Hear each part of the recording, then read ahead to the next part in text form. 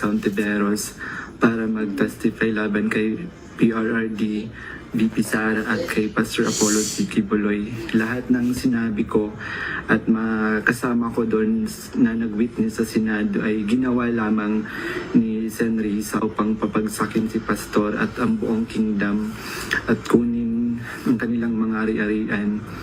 Ngayon po ay hinahanap at tinatakot ako ni Sen. Risa. Nasa likod ng video na ito, you have crossed a line. Sobra na kayo. Maniningil kami ng hustisya. Hindi natin hahayaan na takutin nila ang mga witnesses at sindakin nila ang Senado. Michael's video, which exposes the identities of witnesses and victims and discloses the personal information of my staff, presents a clear